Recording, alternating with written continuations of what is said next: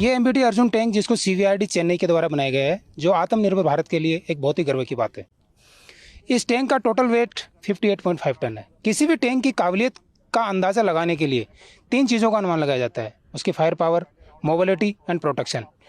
MBT Arjun tank अपने तीनों ही parameters के ऊपर इतना अव्वल है कि इसकी वजह से ये इंडिया का मुख्य युद्धक टैंक होने के साथ साथ वर्ल्ड के बेहतरीन टैंकों में से एक है।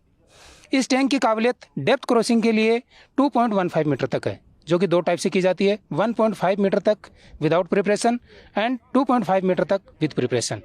साथ ही इस टैंक के अंदर 1400 हार्स पावर का एक दमदार इंजन लगाया गया है और ऑटो ट्रांसमिशन का बंदोबस्त किया गया है।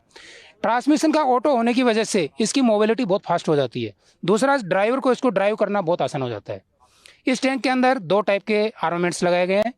सबसे पहले 120 mm rifled gun main armament, दूसरा सेकेंडरी आर्मामेंट्स जिसके अंदर 12.7 mm NSVT जो एंटी एयरक्राफ्ट के लगाया गया है, जिसका एयरक्राफ्ट के लिए रेंज 1500 मीटर है और ग्राउंड के लिए रेंज 2000 मीटर है। साथ ही इसमें कोएक्सल गन 7.62 mm लगाया गया है, जिसका टोटल रेंज 1800 मीटर तक है, जो कि सॉफ्ट टारगेट को बर्बाद करने के काम आता है। इसके अंदर मेन गन के 39 राउंड्स आते हैं और एंटी एयरक्राफ्ट के 420 राउंड आते हैं और कोएक्सल गन के इसमें 3055 राउंड रखे जाते हैं।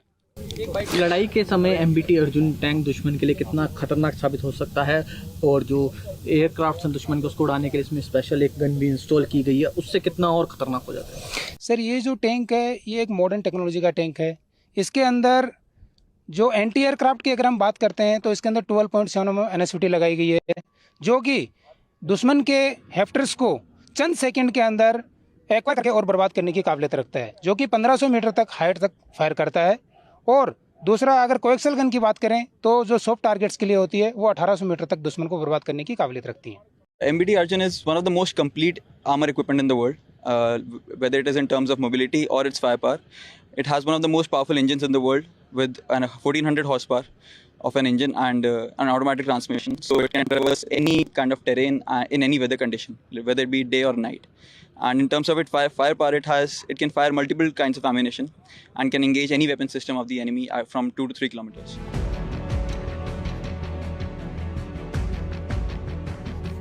MP2 सारथ मल्टी ट्रेन एम्फीबियस व्हीकल है, जो कि हर ट्रेन में बहुत ही आसानी से काम करने में सक्षम है। इसकी on road speed 60 kilometre per hour, desert में 40 से 50 किलोमीटर की रफ्तार से और पानी में साथ ही 7 किलोमीटर पर आवर की रफ्तार से चलने में सक्षम है। ये वाटर ऑब्स्टिकल्स, डिच ऑब्स्टिकल्स और वर्टिकल ऑब्स्टिकल को आसानी से पार करने की क्षमता रखता है। साथ ही युद्ध के मैदान में दुश्मन को बर्बाद करने के लिए इसमें मिसाइल कॉन्क्रोजम ATGM सेकेंड जनरेशन मिसाइल का बंदोबस्त है, जो दुश्मन के टैंक टारगेट को 4 किलोमीटर पे बर्बाद करने में सक्षम है। साथ ही दुश्मन के soft skin target, aerial target को भी 2 से 4 किलोमीटर बर्बाद करने में सक्षम है। दुश्मन की पैदल सेना को साथ ही 2 किलोमीटर में बर्बाद करने में सक्षम रखता है।